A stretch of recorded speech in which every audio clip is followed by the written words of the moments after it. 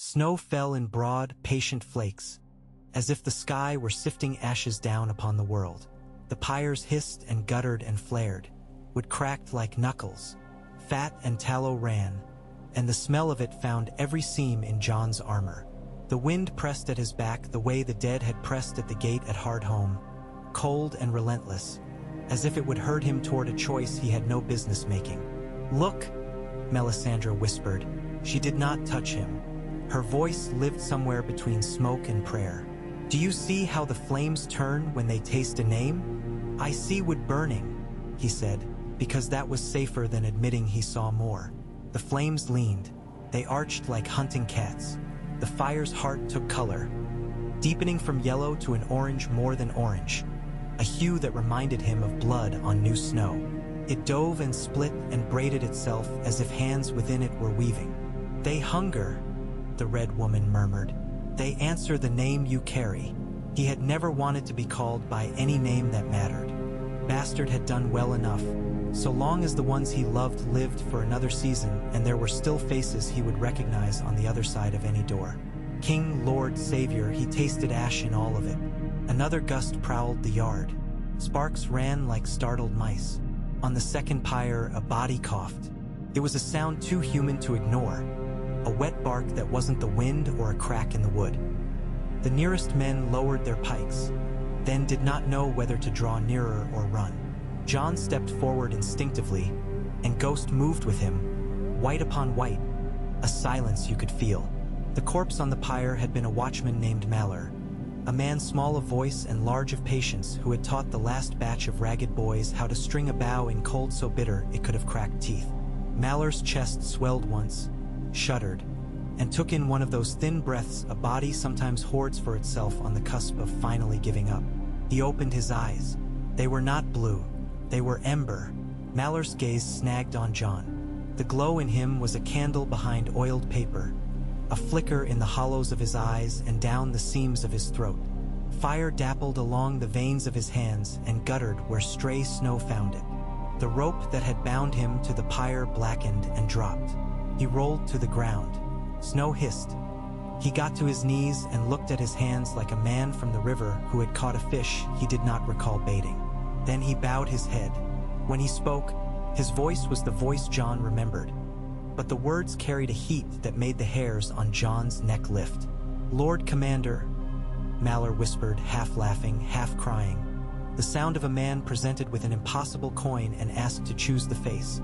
"Am I dreaming? I should be dreaming. This is wrong." "You were dead," Tormund said bluntly. "Now you're not. The Lord O'Light keeps a sloppy ledger." "Wrong," Davos said softly from behind John, and the single word carried more trouble than any sermon. He had come to circle John with counsel and caution, and now he stood staring as if there were a cliff where the yard had been and the yard was suddenly under his feet. Or else a little right in the wrongest place. Melisandre did not look triumphant. She looked tired in a way that had nothing to do with standing too near a fire. "The cold will kill without accounting," she murmured. "This is a borrowing from flame, a rightful theft. Lord Snow, he asks you to ask." John read what the Red Woman would not say. This was not the first.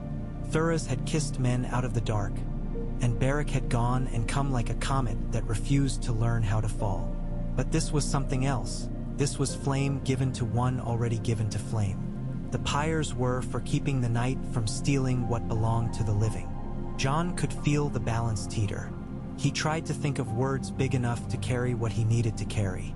"Maller," he said. "My lord, do you remember the oath?" The question came cold and strong. There were places he still knew his footing. "Do you remember what we are?" Maller lifted his head. He didn't consider, he didn't sniff the air like a hound unsure of the trail. He spoke as if the words still lived in his ribs, scorched into the bone. "I am the sword in the darkness," he said, and the ember in his throat flared on the word darkness, as if denial did not trouble fire at all. "I am the watcher on the walls." John let the breath out of him slowly. He turned to the crowding ring of faces. The wind plucked at his hair, at the fur at the shoulders of his cloak. The heat at his front met the cold at his back and made him feel like a man stepping across a border he could never return from. "We've seen what the Night King does," he said, and he didn't have to raise his voice. They leaned toward him without knowing it. "He takes our dead and makes them unpeople. They forget their names. They move like knives he holds. If fire can remember, if it can keep a man tethered to his oath, then we will light our dead and ask them to fight with us." Murmurs moved around the yard like river eddies hitting rocks. A boy who had never seen summer held his own arm as if to keep it from being claimed by one camp or the other. An old man spat, and the spittle turned to a dark knob of ice before it hit the stones. "You mean to make whites of fire," Tormund said, frank as a frostbite. "Better than blue, if we must choose a color." Sansa looked at Jon over the firelight. So many pages of unspoken things turning between them that he could not hope to read them. "They will call it abomination," she said. "It will be used against you and not only by our enemies. You know this." "I know," Jon said. Arya had arrived at the edge of the circle without any man seeing her come. She moved a step closer to the heat as if it were a dog she intended to befriend. "What do they feel?" she asked. "The ones the fire brings back. Is it like being drowned and pulled out, or like sleeping without dreaming?" Jon looked at Mallor, who was flexing one hand slowly, fingers opening and closing like a clasp. The ember in him showed through the whorls of the fingertips as if the skin had become a thin parchment. "What do you feel?" Jon asked. Mallor considered. The flames from the pyres caroused and fell quiet by turns, and the wind licked at the blackening heaps as if it would have the last word. "Warm," Mallor said at last, and his laugh cracked like old leather. "I know it would be a clever thing to say I don't feel cold anymore, but I do. I just also feel warm under it. As if there is a hearth I can carry with me. As if I can set it down inside a friend." "And pain?" Davos asked. "Pain is here," Mallor said without bitterness. "But it doesn't whistle. It doesn't shout. It sits. It minds itself." Melisandre's eyes were on Jon now, unreadable. "He asks you to ask," she said again, and her breath smoked on the cold air. "The Lord of Light does not force. He gives bright doors. The walking through is ours." They fetched 3 more bodies from where they were heaped in neat, enforced rows. Men Jon had known at table, men whose hands had slipped on their own knife hafts in the cold. Men who had been boys last winter and might have been fathers, if there had been more winters to spend. The flames loved them in their turn. Each rose from the wood bound to breath they had not expected to take again. Their eyes held small, contained dawns. One wept when he saw the black cloak thrown over his own chest. Another kissed the iron pommel of his sword without noticing the heat did not blister him. The third asked if he could go to the gate to stand an hour in the wind he had always liked at the start of a watch. Jon didn't sleep that night.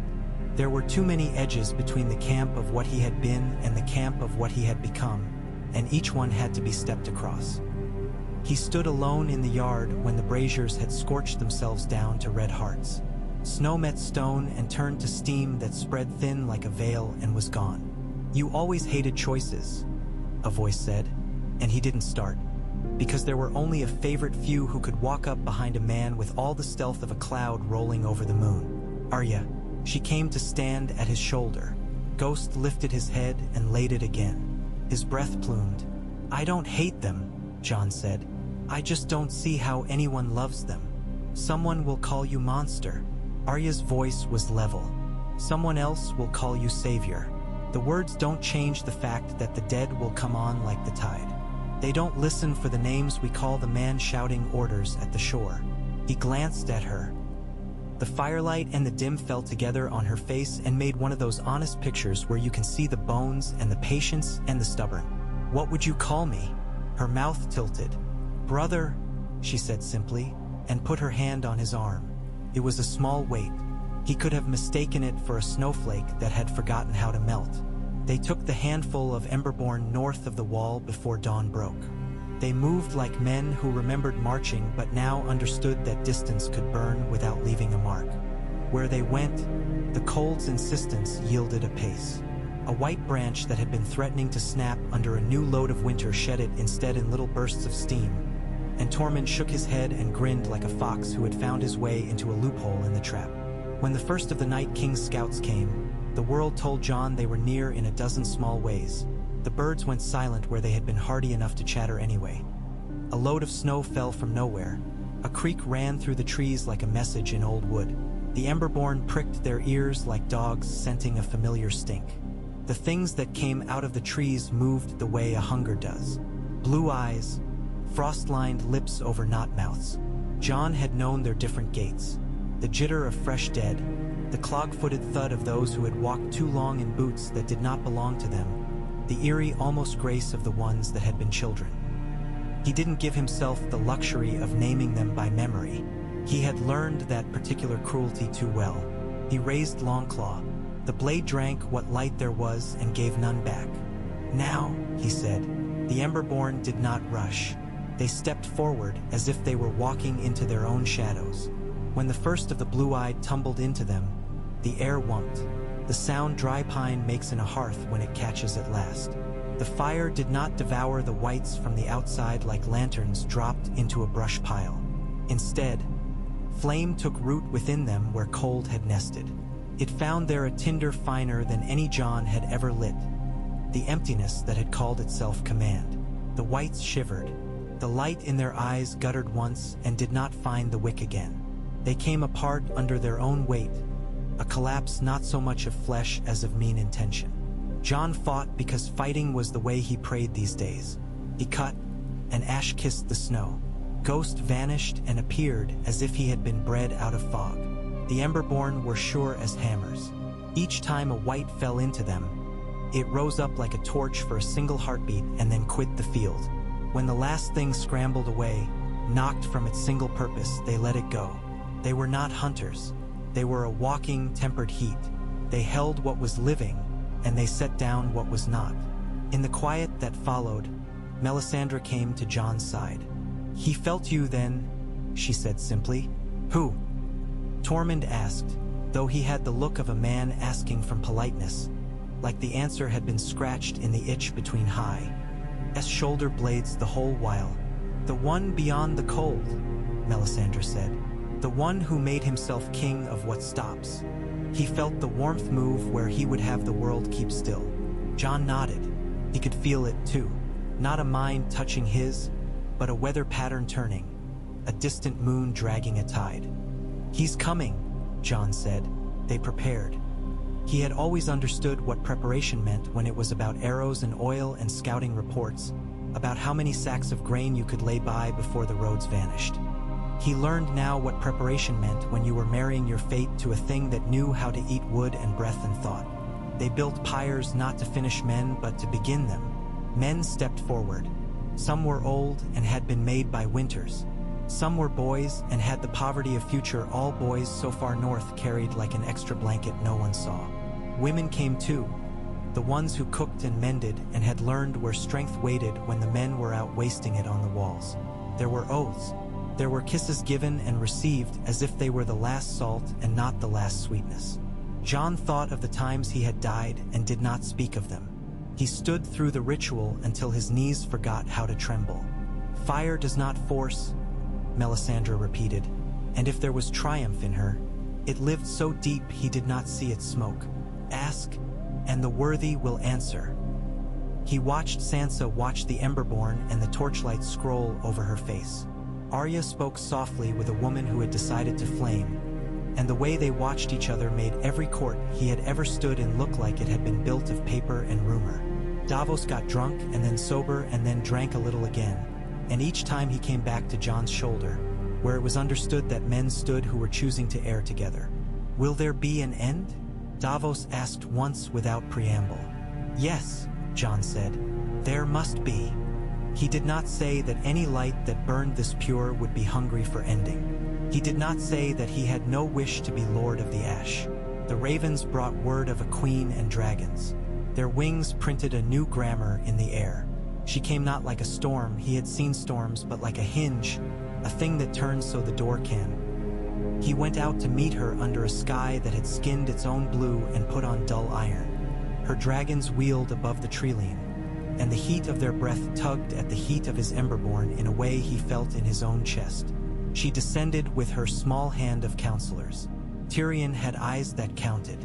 Missandei stood with poise that made him remember the way women north of the wall sometimes carried water as if they were correcting you. The queen herself came forward with a gaze like a line thrown across a gap. She had learned to pull people in with it. "You sent for me," she said. There was no accusation in it, no gentling either. "I sent for fire," Jon said. "It seems you keep company with it." Tyrion's mouth tipped. "It's been known." The queen's gaze had slid past him to the Emberborn who had taken up their posts near the walls the way a grove takes up space near water. They moved seldom, but when they did, the motion was a kind of promise. "What are they?" she asked. "My men," Jon said.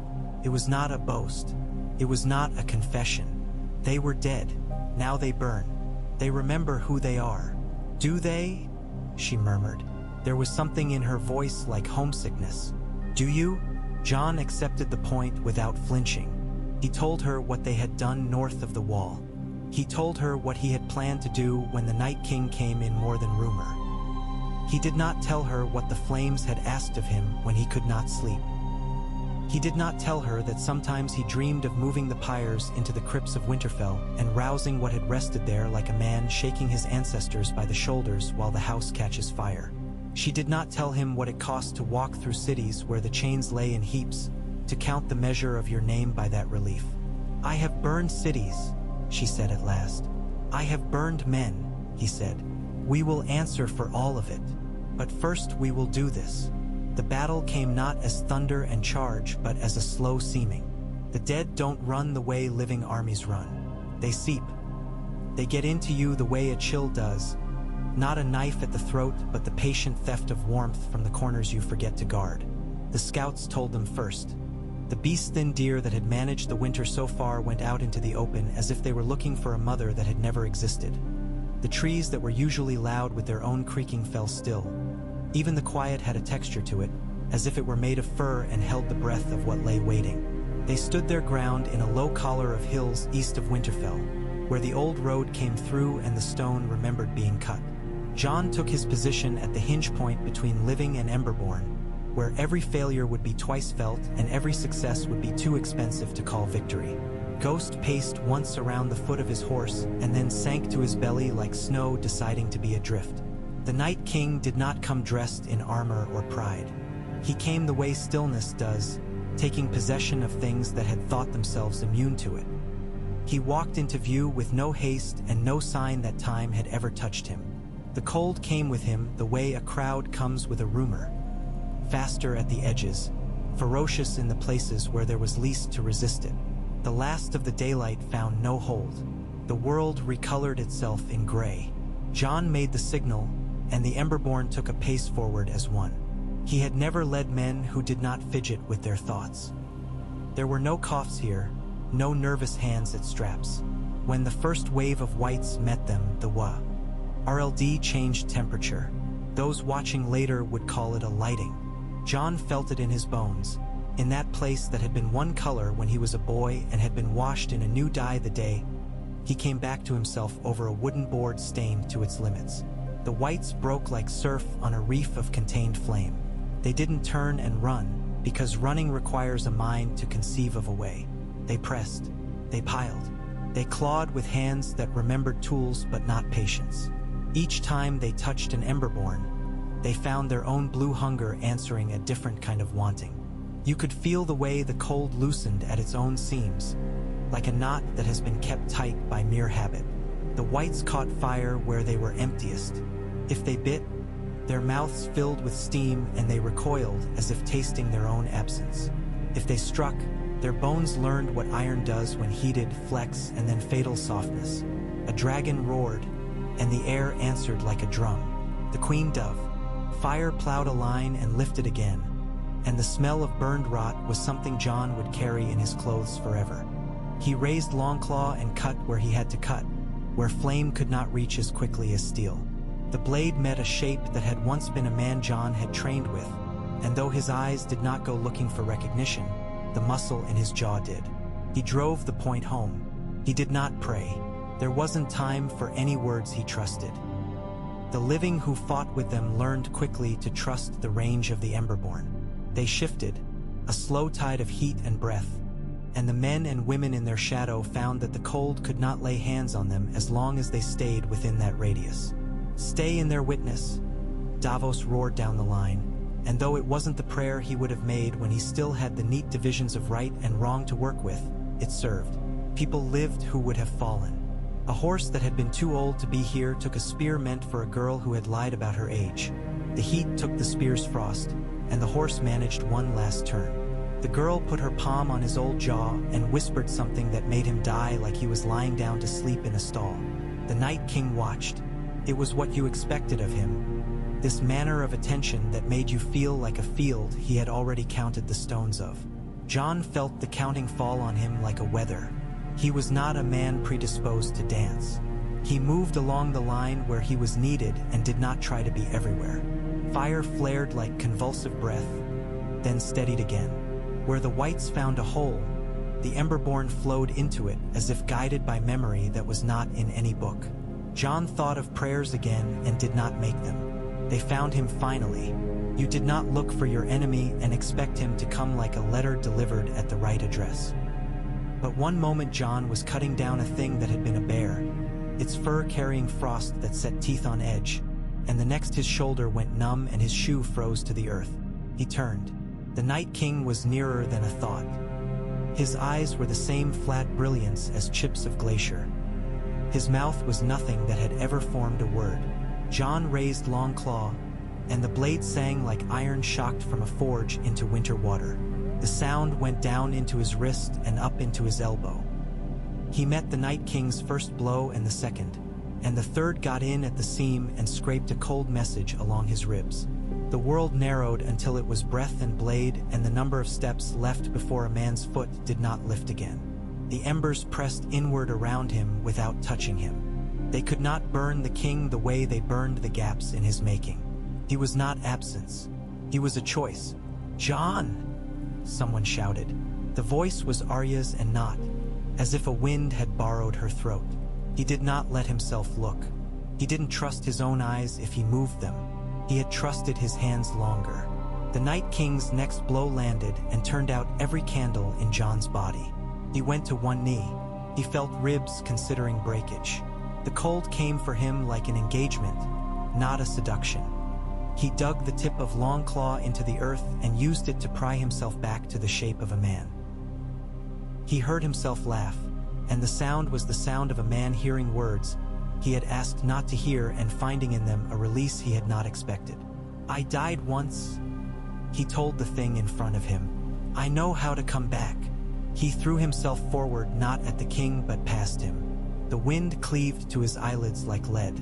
In 3 strides he came to a halt before Bran, who sat in his litter not with helplessness but with a poise that had nothing to do with the body.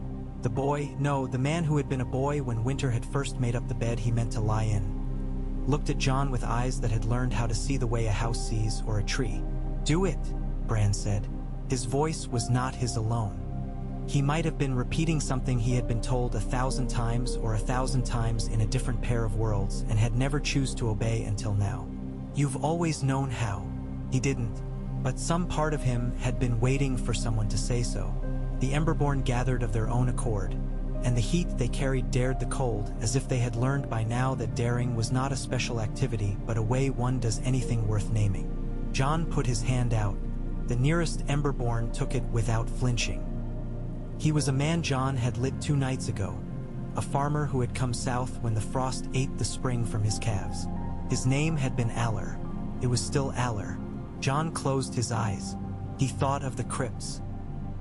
He thought of his father's voice, which had never been his father's voice and yet had taught him the sentence that must be said each time he raised a sword to take a head. The man who passes the sentence should SW. ING the sword. Fire had its own version of that. If he would raid the house of the dead for a force to defend the living, then he would be the first to light the ancient hall, and he would be the last to carry the embers back to where embers go. He did not go down into the crypts. He did not need stairs. He went where the flame goes when it remembers. The Emberborn's hand in his was the hinge. The wind was a loud witness. He felt warmth gather behind his sternum, as if it had decided that was the hearth it had been building toward all along. He breathed out, and the breath went farther than any breath goes. Down in the earth, in the rooms no wind touched, the dead settled as if someone had shifted the bed they lay in to align with the stars. Names that had been carved on stone remained carved, but they shivered as if the letters were not content to sit in neat lines another moment.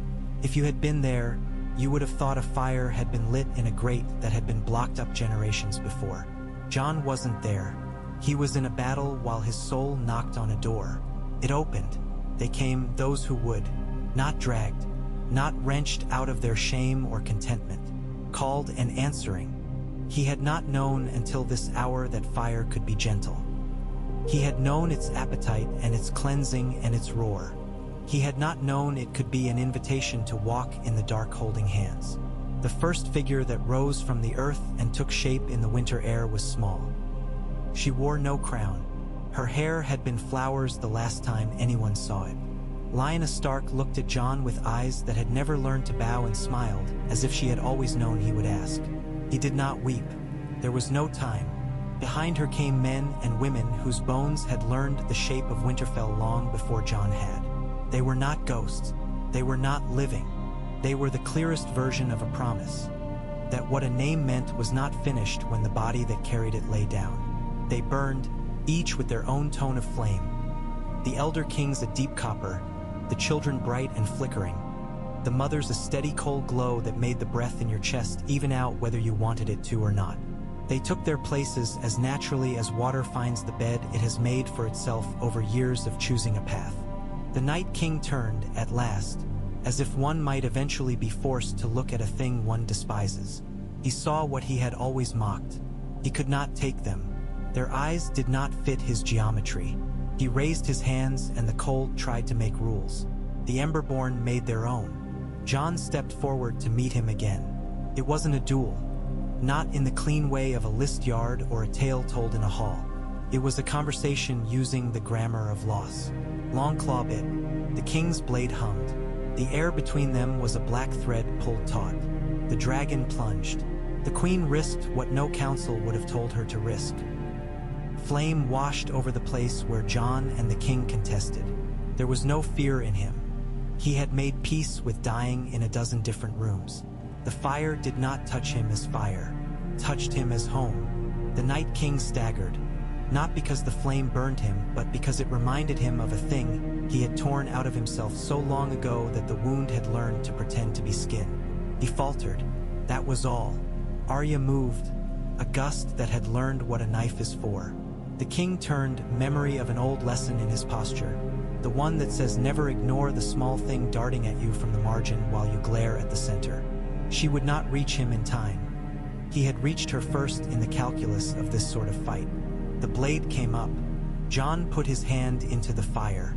He didn't know that was what he would do until he did it. He set his palm into the running wash of flame from the dragon's exhale and held it there. He had time for one astonished laugh at the fact that it did not char him, took him into itself instead. The heat rushed up his arm, and in the place where a man is drunk on his own possible endings, he felt the old word that had built him, duty. He ferried the heat through his chest and out the other hand, which found the Night King's exposed shoulder because there had been 1,000 drills that had taught him where a man bends and forgets he is soft there. His burned hand closed. The heat went in where the cold had tried to make rules. Ice learned what melt is, not as defeat but as instruction. The Night King arched. His mouth opened. It might have been to scream. It might have been to try a word on for the first time in an age. The light in his eyes went out as if someone had finally located the right wick and pinched it between finger and thumb. He came apart not like shattering glass, but like a figure carved out of hoarfrost on a tree when the sun moves an inch and the branch remembers it is spring. He fell. The army that had been held in his harder-than-iron judgment fell with him. Not the slow collapse of losses counted off like coins after mass, but a letting go. The dead unmade where they walked. The cold receded like a man backing away from an argument he sees now he was never going to win. The living stood panting. The Emberborn stood like coals in a long-held fire, steadying, patient. It did not end there, because endings are not things you can order like a man ordering his supper.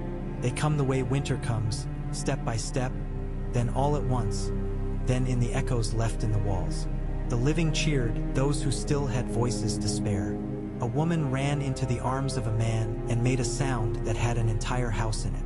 The dragon landed and folded its wings, and the queen lowered her face into its neck and whispered something that might have been a name or just the recognition that you can love something that terrifies you and be better for the fear. Jon looked at his hand. The skin was unmarked. The Emberborn around him watched him with the particular attention of those who have been insides of flames and outsides of graves. Laenor stepped close. He did not flinch. He had thought of flinching all of his life when it came to mothers. This one smiled again, not tender, not stern, but as if he were a thing she had once buried in the earth with a seed and checked on as it grew and found it doing strangely. "It is not finished, is it?" she said. It wasn't a question. "No," he said, "it's never finished, but this part is." They made their way back to Winterfell, if what you do after a thing like that can be called making your way. It felt more like drifting toward a shore that had always been waiting, the way you find your feet when you've been swimming too long. The Emberborn moved among them, not blackening the air, not eating wood, not raising smoke that clung to hair and cloth. Their heat was a theology that didn't choose altars. People came near them without meaning to. Children fell asleep leaning against them and woke laughing, fingers warm to the bone. The living did not stop being afraid of them. Fear is stubborn, but the fear loosened enough to allow something else at its table. They held a feast because people are creatures who need to see one another in rooms with tables and food after the world has narrowed to breath and blade. They ate, they drank. They put their hands on familiar shoulders and let the exact weight of those shoulders be a sacrament. The queen sat at the high table beside Sansa and did not try to make Sansa smaller. Tyrion told a story about a man who had once tried to bet a dragon that he could drink more wine than its rider, and had learned that the word more contains traps not visible to the naked eye. Davos smiled in a way that hurt your throat to see. Arya went where she would and ended the night with her feet up on a bench, head against Gendry's thigh, asleep like an animal that had spent all its cleverness a while and would take it up again in the morning. Bran watched everyone with that slight tilt of the head that said he had learned what birds keep in the spaces under their wings. Jon didn't eat much. He walked the hall not as a lord walks it, but as a man checking to make sure no holes had been accidentally cut in the floor since he last looked. When it was late, and the wine had made itself a little throne in the room, and the torches had burned down so the shadows could be brave again, he went down into the crypts. He had always done his hardest thinking there, among stone and honest names. Laenor was waiting. The others were there too, the older kings, the simple men who had held farms and had come because fire had asked. The Emberborn were neither restless nor content. They were present, and it was a lesson all its own. He stood among them and felt the way the warm air held him up from beneath. "I asked you to come," he said into the hush that knows how to carry words without injuring them. "I am asking now what you want. You ask as if we were a court," an old voice said, amused without unkindness. It might have been Ricard's or some elder before him. "We are not. The court is above. We are a porch where the living can stop and catch their breath between battles." "What do you want, Jon?" Laenor asked softly. "Not for the realm, not for your name, for using that hand of yours and not burning." He had never been good at answering that. Want was a thing he had avoided because the surest way to be disappointed is to articulate it. He looked at his hands again out of reflex and found that he was not the boy who had been on the wall anymore. He was so far from him that the echo did not reach. "I want to end this kindly," he said at last. The plea was in the words and not in his voice. "I want those who came back for us to go where they belong without us taking too much from them to polish our legends." Laenor nodded, as if she had expected nothing less, which felt like both a benediction and a weight. "Then you must give them back," she said. "Each one, by name, not with fire alone, but with memory. The Lord of Light allows borrowings. He does not forgive theft." He closed his eyes. He saw the men he had lit and watched rise. Aller, the woman with the long scar on her jaw who had never said her name above a whisper and had asked to stand by the south post because she liked the way the wind sounded there. The boy too young who had lied too well and whom he had refused and then accepted the next day because you cannot make children into something else by telling them not to be the thing they are. Each of them carrying a small, disciplined dawn inside them. Each of them a story he would have to tell back to the fire so the fire would let them go. "I will," he said. He felt something in his chest that wasn't a break and wasn't a setting of a break. It was a settling, like a flock of birds choosing a branch. "I swear it." Spring did not come because they had won a battle. That is not how seasons work, and men who thought otherwise died disappointed. But the cold lifted enough that the river learned its own name again and set it to itself under the ice where no one heard it but the fish. They buried their dead who would be buried. They let their Emberborn stand watch while watch was needed. The queen took counsel and gave it and walked among the northern folk with a patience she had not practiced in other cities. Jon did the work of names. He took each Emberborn aside, one by one, and asked them to sit with him in a room where the light came from a fire he had lit with his own hands. He asked them to tell him something he could carry when they were gone. He learned who had loved lichen on old stones and who had learned that lambs are always born when the weather is at its most inconvenient. He learned who had wished to see the sea once more and who had wished to see it never again. Ikar. Id these things like kindling. When the time was right and the battles were far enough behind that people did not wake with their hearts already running. He took them to the flame and spoke the names and the stories back into it. Fire that has been tended knows how to listen. The Emberborn would close their eyes, and the glow in them would deepen to the very tone of coals, and then it would go. They would lie down as if lying down at last after a long standing, and what was left would be ash that did not creep and did not sting. People came and put their hands to that ash and came away with palms that remembered the warmth for days. He kept his word until it was his turn. He had not decided to go. If you had asked him the day before, he would have told you he meant to stay without knowing what the staying would do to him. But the morning came, thin and bright, the kind that lies and tells you the world has become clean because the light has learned a new trick. He put his hand on Ghost's neck, and Ghost leaned into it, and in that small push he heard a sentence he had not admitted to wanting to hear. "It is time to go out past where the words are, for a while." He spoke with Sansa. They did not say king or queen or brother or sister. They said bread and harvest, and keep the walls mended, and do not let the watch go back to the old meanness. He did not say goodbye to Arya because he had learned that goodbye was not a word that understood the shape of them. He nodded to Bran and bent his head to the queen and did not explain himself to her because she deserved a man who did not have to explain this sort of thing anymore. He went north with Ghost and a pack of men who had learned that following can be as holy as leading. The world beyond the wall was still the world beyond the wall. A page it took a thick winter to learn how to read. They walked until the quiet turned friendly, until the wind stopped trying to ask him the same question over and over.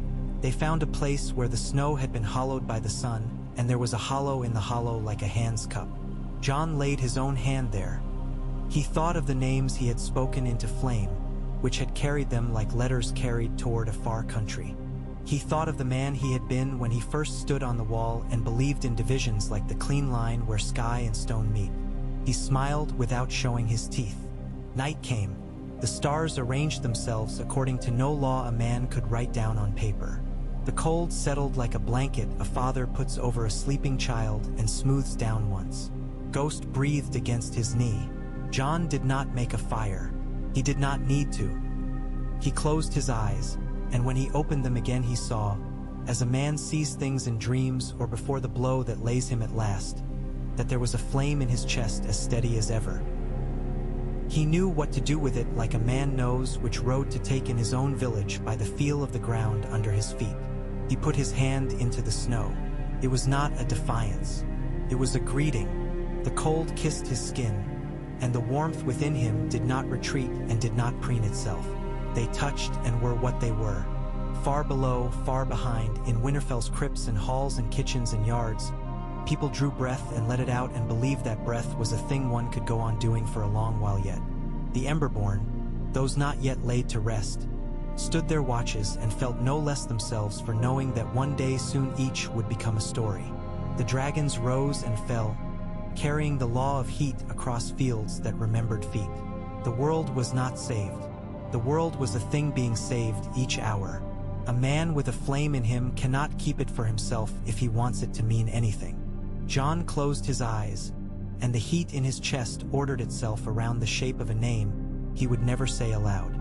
In the darkness beneath the snow, the earth heard him and did not mind carrying his weight another year. He slept, and he did not dream of fire or of ice. He dreamed of a hearth in a house with too many rooms to count, a hearth no one had to defend and everyone had to tend. In the morning he rose and Ghost rose with him, and they walked on into a day that had done the decent thing and started again. The next days were a cloth woven of small threads, and Jon learned to love those threads because they were strong in the hand and did not lie. He stood with masons in the cold and held a beam while they set it, and the beam's weight told him truths no counsel could improve. He walked the kitchens before dawn and spoke a word to a woman who had been weeping over onions as if onions were an excuse for the flood and not its cause. He stepped through the yard and saw boys learning to brace a shield properly, shoulders sunk and knees generous, and told the master-at-arms nothing because the man was patient in the right places. He did what a man can do when the work left to him is not glory but continuance. Word of the Emberborn ran faster than ravens, because people prefer to carry the strangest news themselves. In the far holdfasts, men chose long roads through brittle country just to look with their own eyes. Some crossed themselves to the seven and spoke a prayer under their breath and left shaking their heads in a way that did not mean no so much as not yet. Some stood near enough to feel the heat steadying and then put their palms over their hearts because that warmth, carried inward, met a grief there in a fair fight and won. A pair of old women from Barrowton came with bayonet tarts wrapped in linen and gave them to the Emberborn at the south gate with a grave courtesy, then went away murmuring that their sister's boy had died from a blowing ember on a threshing wind. And now look, it was all turned right around in ways that made Anger feel like a fool in the wrong room. Sansa called the lords. They came because Winterfell had become the mouth that spoke the story of the North again. The great hall filled with the low drone of voices, the rustle of fur and wool, and the iron whisper of sword belts being loosened just enough to sit. Jon stood with Sansa at the high table and did not press up into the space that belonged to her.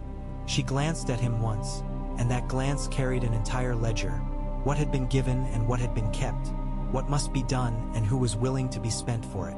Lord Glover spoke first, because old men who have survived seasons learn that the first question can buy everyone else time. "If the dead will fight for you," he said, "what will the living be asked to do?" Jon kept his answer short because truths with too many words on them slip off men's backs. "Everything they would have done anyway," he said. "Hold the line, keep their promises, feed their children, dig out the ditches before the thaw finds them unready. And when the flaming ones stand at our fences in the dark," a lady from the White Knife said, "what will you have us tell our daughters when they ask if monsters can be good?" "That good is not a shape," Jon said. "It's a choice. We made it for these, and they make it for us while they stand." There were grumbles and head tiltings and the clack of tongues against teeth. There was a comfort in being skeptical that no man can deny another. But there was also the memory of blue eyes and the sound the cold makes when it sets its hand on a man's shoulder and does not lift it. They did not forget. When the talk turned to levies and seed grain and what to do with the road to Torrens Square, the room loosened, because arguments furnished with numbers are a rest after arguments furnished with fear. After the council, when the torches had been snuffed to save them for a night that might require more light than talk, Jon found Davos leaning against a doorpost outside the hall as if the post were an old friend he had not seen since a war ago. The knight had a cup in his hand but wasn't drinking. "You didn't promise them marvels," he said. "I don't have marvels," Jon said. "Only men and dragons I don't own." Davos nodded. "It's a tidy miracle at that. They've the look of a thing that does not need persuading to be itself. I like them better than I like priests, and you can carve that on the lintel over my bones when the time comes." "They'll go," Jon said, looking toward the yard where the Emberborn stood like trimmed hedges of heat. "Not today. Not tomorrow, but they'll go. I promised Lai. He stopped. He had learned the hard way to keep names inside where they could do their work without being drafted into other tasks. I promised, he said instead. Davos took a thin draft and let it sit on his tongue as if tasting for poison. Promises are the only coin the gods seem to honor. Maybe because it tastes like theirs when it's spent. They were at the bridge when Tyrion found them in the gray light between afternoon and evening. Snow feathered the air, fine as sifted flour. You know, the little man said without prelude. If you proposed to sell this spectacle in warmer lands, you would make a fortune. Unfortunately, warmer lands are overstocked with spectacles and undersupplied with understanding. Do you require anything? Jon asked. He had learned that Tyrion enjoyed fencing but did not need it to eat. Only to be understood myself once in a while, Tyrion said amiably. But I brought something less ambitious. Ink. He handed over a folded letter with the neat ribbon of a man who likes persuasion to arrive dressed properly. Jon opened it. The words were clean as a sharp knife. The Queen invites the Lady of Winterfell to a parley at the Crossroads Inn to discuss what oath binds the North to the realm when the realm itself has been altered by winter and dragon and the end of a certain King of Bones. The Queen's hand was steady on the bottom of the page in a way that told you she had not written it to appear steady. Sansa's face when she read it later was still enough to make it difficult to read. She asks us to come south, Sansa said. The letter between her fingers like a bird, she had decided to hold a moment longer before letting go. Not to King's Landing, it's too much of her. Not north, it's too much of me. In the middle, then, where middles are dangerous. She offers no hostages, Jon said. She offers herself, Sansa murmured, and the corner of her mouth moved. Or the idea of herself, which is more precious and costs less to part with. Would you go, Jon? He didn't answer at once because the old boy in him wanted to blurt, as he always had, yes or no, and to hell with the ledger. He was not that boy anymore. The Crossroads sees everything, he said. If we must show the realm what was done here and what we plan to do with the doing, that's a good place. People traffic in stories there like mummers traffic in masks. Arya leaned with her shoulder against the jamb and watched them both with that flat affection that can be mistaken for indifference by those who have never been loved. If she means treachery, she said, we'll smell it. If we don't, it means we've found a new way to die, and that's fine. I'm tired of the old ones. They went. The road south was a rope thrown across the ribs of the north. They traveled with a pared-down guard, because meanings are plainest when there are not too many swords in the way of them. Jon rode with Ghost never far. The Emberborn did not ride.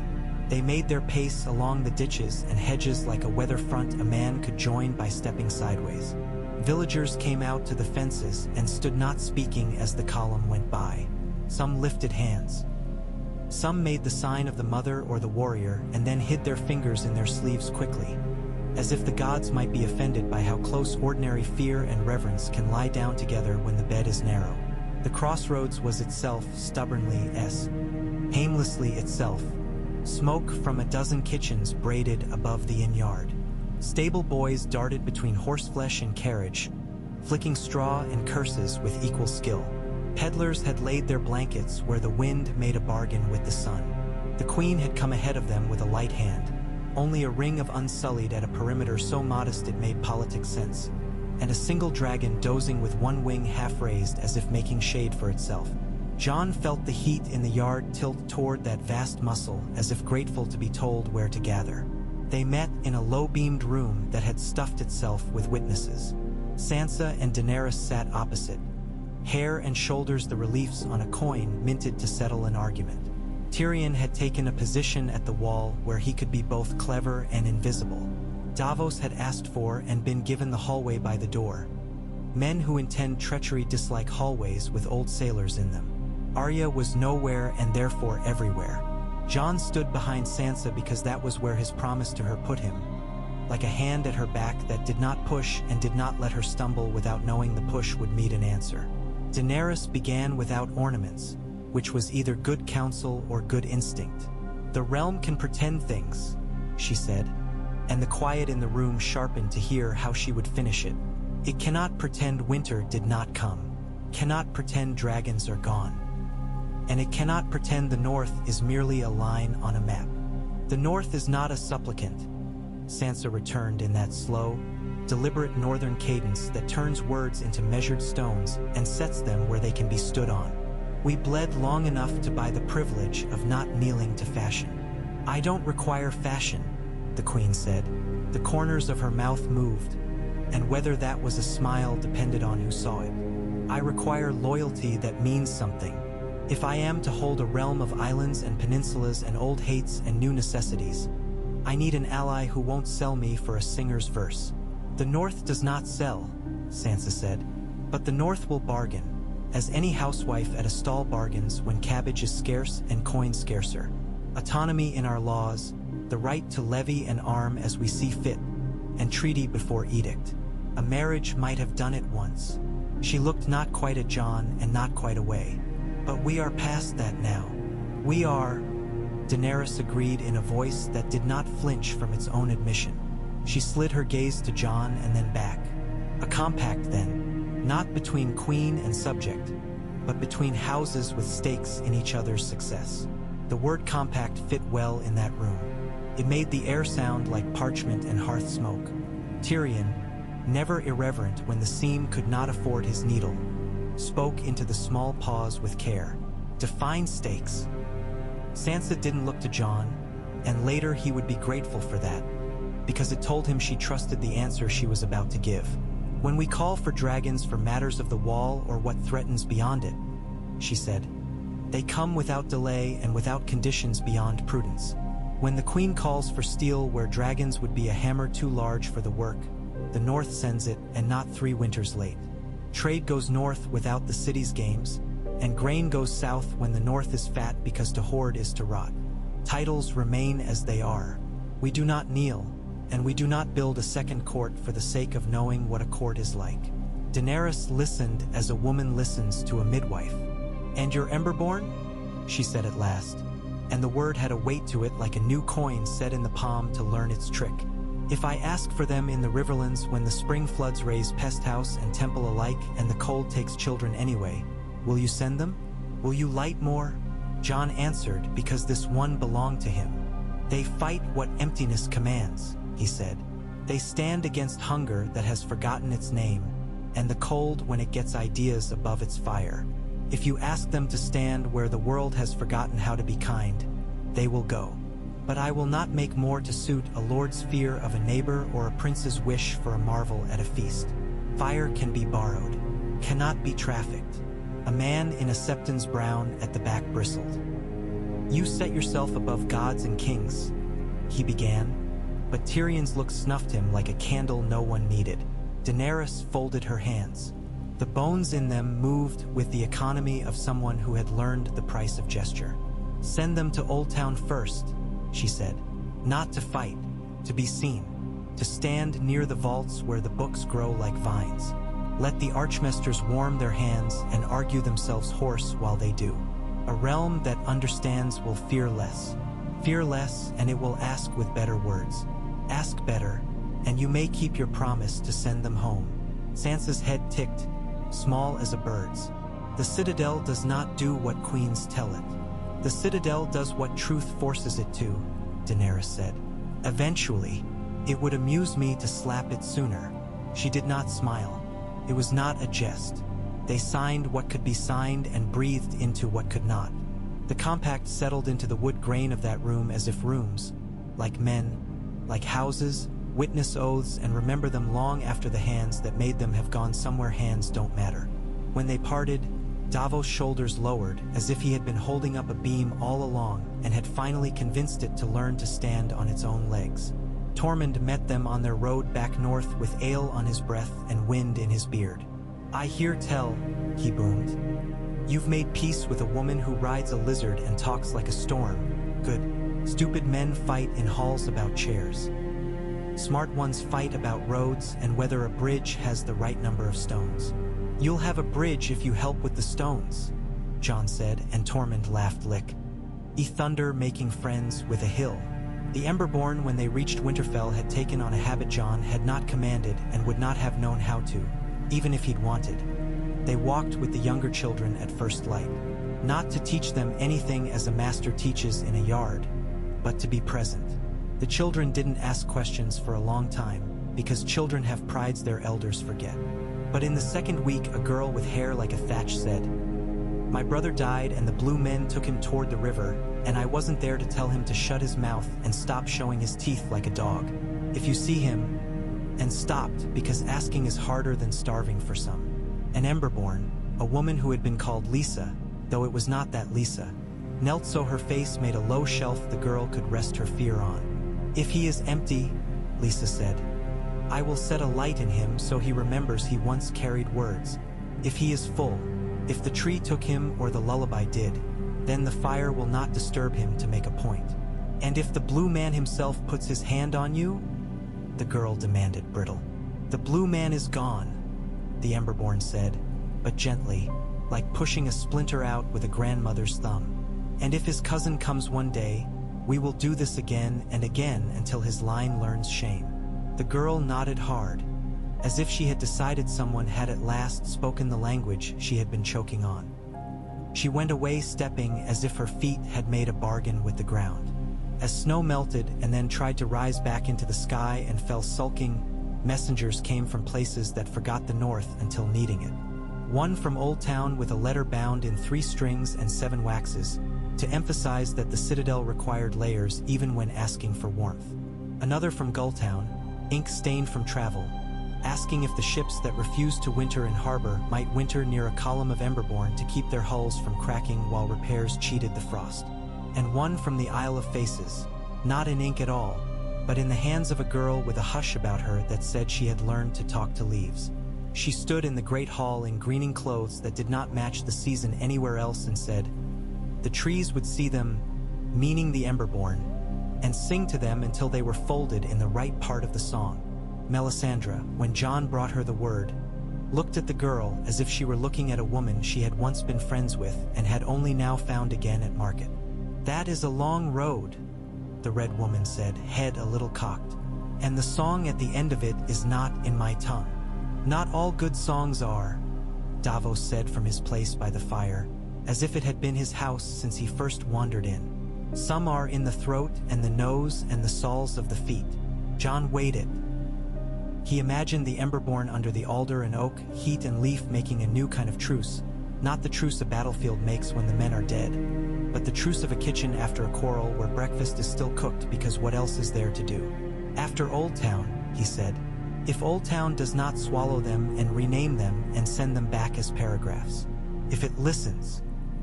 He went with them to Old Town because he had promised not to send them where he would not go himself at first. The road west was wet and honest and full of men who believed in their own maps. The citadel lifted out of the flat like a thing dreamed by an old man too fond of order to die without a monument. Its shadows were regular, regulated. Its stink was of vellum and ash and good ink. Its men wore their chains like the world had given them permission to be heavy. Archmaester Ibros met them in a courtyard with a tree that had been convinced to live there through patience and pruning and some trick with walls.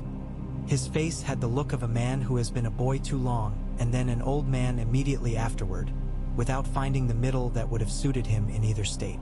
"Sire," he said to Jon, because the citadel likes never to be wrong even when choosing the scale of a courtesy. "You bring a marvel. You bring a problem. Possibly you bring the same thing twice." "They are men and women," Jon said. "They have names." "Many things with names are still problems," Ibros said, not as a cruelty but as a law of his chosen weather.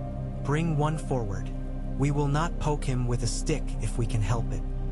He sat with them for hours without looking away, though the look on his face altered by degrees, like the sky learning to forgive a storm. He stood near enough to feel the penumbra of warmth and did not flinch when it met him. He asked questions a man asks who knows the difference between arguing to win and arguing to learn where the edge is so you can avoid cutting yourself later. When he asked if the fire hurt, Malor the First answered the way he always had. "Sometimes," the watchman said simply, "but it's a hurt that minds itself." "Like an old friend," Ibros murmured, surprising himself into tenderness. And none of the acolytes dared to snicker because the warmth of the Emberborn touching every ear in that court gave mockery a fever and sent it to bed. The Citadel wrote, cannot help itself. It drafted treatises. It minted a new word because old words were fitted for old shapes. The chains clinked. Men left the courtyard and returned healing themselves with the decision to believe what their fingers told them. A quiet boy with ink on his cuffs asked John if fire could mend where winter had chewed on a man's lungs too long. Maybe, John said, if kindness will hold still long enough to be warmed. They were leaving when an old maester whose links were more puke than photograph handed John a book bound in cracked leather. It's from a guest once, the man said, as if apologizing for something he was proud of. A priest of the Red who did not stay long because we asked him questi. Ons and he preferred answers. He wrote of fire as a ladder and a door. It reads like a sermon. It thinks like a net. It might suit you. John took it and tucked it away to read by a kitchen hearth instead of a high one because he had learned where the best words are most welcome. He thanked the man, and the man colored like a boy who has been called by his name by a figure he had expected not to know it. They went east to the Isle of Faces by ways even maps were embarrassed to speak of. The green there was not like northern green. It had a fatness to it, a sense that the world had chosen to be leaf and bark with a vigor that does not check with a city first. The faces in the hard trees did not all look down at them. That was a mercy. John stood in the grove where men had sworn one to another so long ago that the words were still standing on their own without need of breath, and felt the Emberborn ease as a horse eases under a rider who asks nothing of it but a good walk. The singers, if that's what they were, or if the name was merely a lie the throat told the ear so the ear wouldn't run, came out of the leaves without announcing their oldness. They moved like patients in a room full of panic. One touched Lisa's hand with fingers that were bark and bone both at once. Fire remembers, the singer said in a cadence that made the hair along John's forearms attend. So do we. We will set our songs to their warmth and show them which parts of the dark are a path and which are a well. Melisandre stood at the edge of the grove and watched as if seeing two old enemies weary of the same war and deciding to share a cloak. She came to John later, when the Emberborn had bedded down around the roots like a new kind of shrine. You'll be done soon, she said, no triumph in her voice, no regret either. The Lord of Light is not a jealous lord, though his priests sometimes are. He does not mind when another truth helps carry the basin. You'll leave, John said, guessing because he had learned her by telegraph and smell and the shape of the world when she entered a room. I came to be useful. She tilted her head as if listening to a hearth in another house. I have been. There are places west of here where truth wears a different skin. I'll go touch it and see if it remembers to answer its name. Thank you, John said, and it didn't feel like the wrong word on his tongue. She shook her head, a small movement that dislodged nothing. I don't require thanks, Jon Snow. I require that you not pretend you did not choose. That is the only sin I've learned to hate. She laid two fingers lightly against his sleeve, never the skin, then turned and walked away, and it was like watching a candle leave a room and discovering the room did not require the candle after all because morning had put its hand on the window. Spring arrived the way a debt collector arrives in a town after a flood. With a grim kindness, ticking off what still stands and what must be rebuilt and what will be clean if only you can convince the smell to forget how to cling. Fields turned the right color. Sheep remembered lambing and made a mess of every neat plan for sleep. The compact with the queen behaved itself like a new mule. Stubborn, but with a willingness to pull once shown the road over and over until even stubbornness was bored of itself. Men came asking for help with ice rot, with a plague of cough caught in the ribs, with a ship that had cracked from a winter that didn't understand ships have business in spring. The Emberborn stood and warmed and left when warmth had taught the lesson. John kept his book of names and stories, adding to it with a hand that had learned to script more legibly, because the act of writing deserved the respect of legible letters. The day came when the last of the Emberborn in Winterfell's circle, Malor, sat with John by a small fire and watched it the way a man watches his dog getting old and manifestly refusing to admit it. I've post watches beside more doors than I can count, the watchman said. Stood them before I died. Stood them after. Never saw so many folks sleep through a watch without getting themselves killed. It's a satisfaction. You'll go with Story, John said quietly. I've had worse comforts, Malor said. He turned his hands palm up, looking at the way the light lived in the grooves, patient as a cat in a window. Tell them I was good with boys, that I knew when a string was too taut and when it needed the back of the ear box to remember it was supposed to sing. I will, John said, and later, in the crypt, he did. Malor closed his eyes as if listening for a change in the wind, and then lay back in a grace that made the stone behave itself. When the ember went, it went like a breath into a sleeping child's hair, quieted by tenderness, not commanded by doctrine. John gathered the ash with both hands and put it in the long trench even Sansa had agreed to call the Coombe, where the warmed dead rested and warmed the ground for the roots above them. In summer, he told himself grass would grow stupidly green there just to prove a point. When his own day came, it did not ask permission. It came with an ache under the breastbone that had learned to speak. He had been north 3 days' ride from any house, taking Ghost by a stream that believed in its own song, when the ache spread and clarified into a message. He sat on a rock that had been sat on by men taller and shorter than he was, and laid his hand flat on his ribs the way a man does on the flank of a horse that has carried him over a mountain and deserves to hear about it. Ghost pushed his muzzle into John's palm and huffed as if to say, well then. He turned back because promises are easier met in rooms where names live on the walls. He came home sure-footed, surprised by how light the word felt.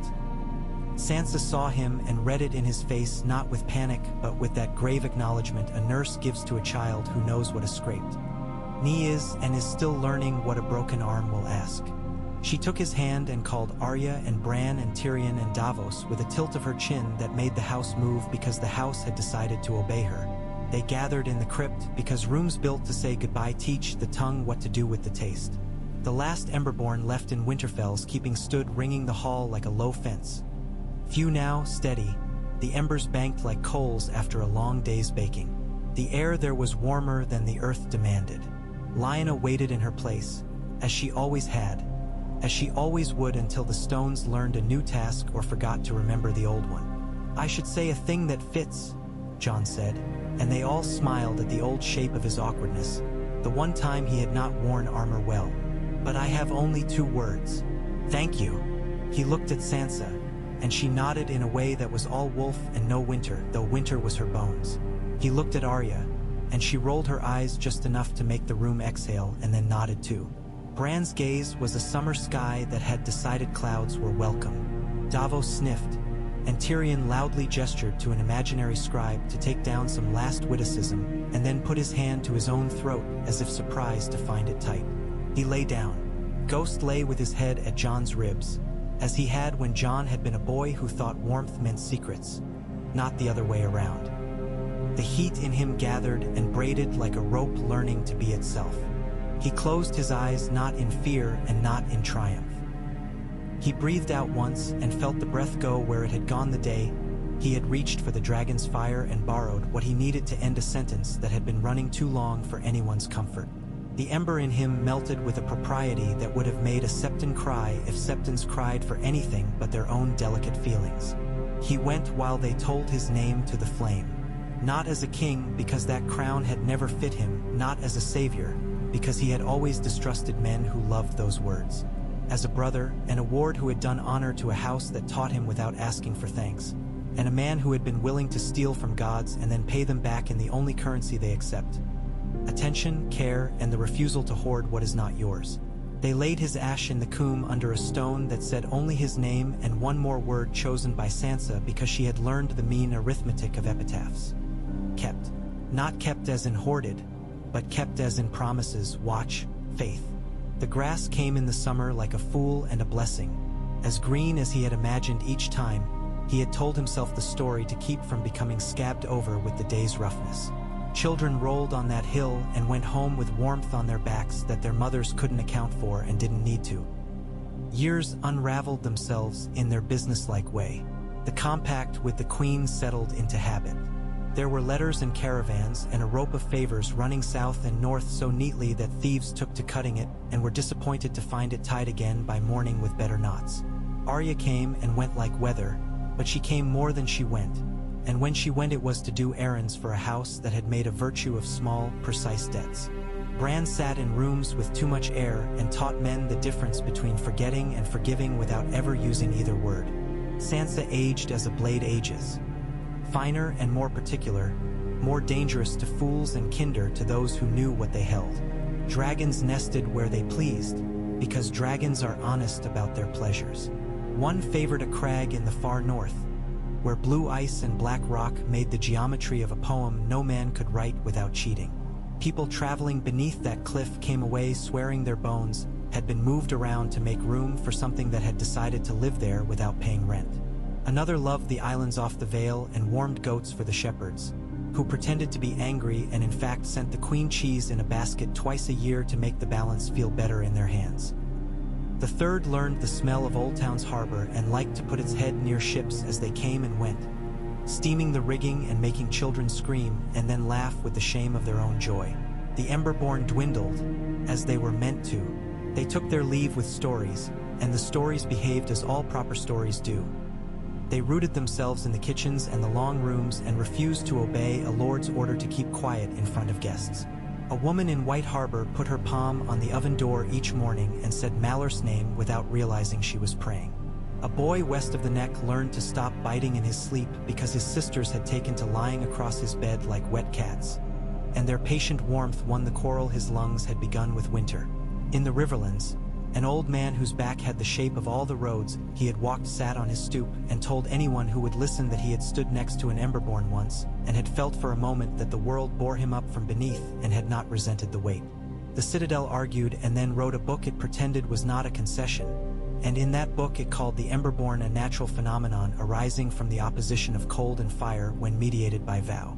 In the margins, a scribe drew a fox chasing its tail around a hearth and was dismissed for mockery. Years later, that same scribe was hired in Winterfell to keep an honest ledger, and he kept it with the dignity of a man who has learned where books belong, near bread. On the Isle of Faces, the Singers, if that was their name, or if names had grown safely out past the fences men had built for them, wove the stories of the Emberborn into their long chant. People sitting under those trees, men and women who had not been to Winterfell and had only the room of their elders to teach them histories, would hear, if they listened long enough, a verse that spoke of warm ghosts who did not steal and of a man who did not keep what had been lent to him. The verse was simple. The tune was steady and quite unfair in how it lodged in the head. The children who heard it carried it home and sang it over dishwater and lambing pens and added new words of their own, as people always will when a song insists. When Sansa died, she died with her hand not in Arya's but in the fur of a dire wolf rug that had been cured badly on purpose because the stink was part of a remembered hunt. She had ruled without throwing her arm around the word, and the North had learned to do the work of ruling with her because no one rules alone without lying about what the word means. They carved her stone with the wolf's head and the small smile she had learned late in life which said this, "No," and this, "Yes," and this, "Of course, you fool." They laid her beside Jon because some shapes fit together in the end as naturally as a stream finds its old bed when the spring breaks all at once in the hills. Arya lived beyond her right span because stubbornness will bargain with death until death learns to take the long way around to spite her. She never much liked the crypts, but she went down once at dusk and sat between those two stones and talked to each as if they were across a narrow table and the wine was poor and the company excellent. Gendry, years abraded into a smoothness that made him handsomer than he had any right to be, found her there and stood with his hand on the jamb because doors were things that had learned the way of them. "Done?" he asked. "No," she said, "but I'm finished." She stood, kissed her fingers, tapped each name, and went upstairs to find bread. The queen grew old elsewhere because the road had loved her once and she gave it the courtesy of loving it back a long while. In her last letter to the Lady Regent of Winterfell, Sansa's daughter with a mouth that smiled at the wrong time and therefore perfectly, she wrote, "I was wrong and you were wrong and we were right where it mattered, and if that is not the definition of peace, the maesters should write a new one and put it in the book near the front." The letter smelled faintly of salt and dragon and a spice no one could ever name twice. Bran lived longer than any man had a right to without becoming a god, which told you something about the kind of god he would have been had he been less careful. He sent ravens until the ravens were bored of his voice, and then he learned to write with a hand that shook a little and did not apologize. In the end, he sat by the godswood and watched the light fetch itself up through the leaves and said, to no one in particular, "Hush now." And the world obeyed for a moment and then went on making noise as it must.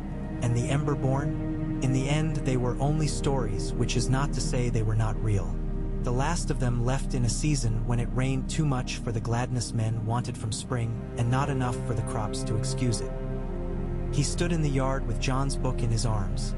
The book had got into the habit of belonging to whoever was using it properly, and handed it to a girl in an apron who had a smear of flour on her cheek. "Keep the names," he said. "I will," she promised, and the promise had no tremble, because she had been taught not to tremble when what she promised suited her. He closed his eyes, and the ember that had lit his long patience folded itself down like a man tucking in for a nap he has earned. That night a frost came out of nowhere and lay tenderly over the coombe, and in the morning the grass glinted as if every blade held a tiny sword. Children ran out and hacked at the frost with their boots and shouted at one another about villains and kings. In the kitchens the ovens smoked. In the yard men tested bowstrings with that soft song a taut thing makes when it is pleased with its own purpose.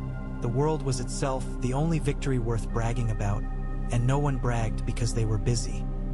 Once a year, on a day Sansa had named when she was alive and others honored because she had not demanded it, people came to the coombe with little bundles wrapped in cloth. Inside each bundle was something plain and needed: a loaf, a wooden spoon, a rolled pair of socks, a bar of the harsh soap that makes hands honest. They set the bundles in a row on the warm, damp ground and stood looking at them, and the warmth came up through their boots and taught their bones mercy. No one gave a speech. Davos had made a face the first year and said, in a tone meant for jest and not quite making it, that speech is spoiled bread. The habit held. Ghost lived until he did not, which is the way of even the fiercest white shadows. When he lay down in the snow for the last time in a hollow not far from where Jon had once learned to put his hand in cold and not be afraid, he shut his eyes with the confidence of a creature never betrayed by the ground beneath him. In the spring, a small tree came up where his ribs had been, rough-barked and obstinate, throwing a shade that made wolves of the second litter bred in the kennels at Winterfell mad to lie there and dream. Someone who cared about these things cut a notch into the bark, just a small one, shaped like a paw. No maester wrote it down. No singer put it into the chant. It did not mind. It had shade to throw, and the business of shade is demanding. Far south, in a city where perfumes and lies share shelves, a sell's word with more life on him than sense told a story in a wine shop about a battle in the cold where fire stood up like men and men did not flinch. The patrons laughed the first time and tipped him to tell it again without the piety. He told it again with dirtier words and was tipped more. Then, quieting without meaning to, he told it a third time the way he had it from a woman who had been there and had learned to bake flatbread with her hands held just so to keep the heat from being a tyrant. When he finished, the room was tired and not drunk in the sloppy way. They went home softer and woke irritated with themselves and could not say why their own children sounded sweeter making a mess of their breakfast. On a calm day, years after the last Emberborn had warmed the last child's back, a rider came over the low hills to Winterfell with a letter tucked into her boot.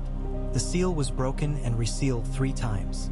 The ink had been made by a man who had taught himself how rather than pay a moneylender for a bottle. The hand was not a hand anyone at Winterfell could name.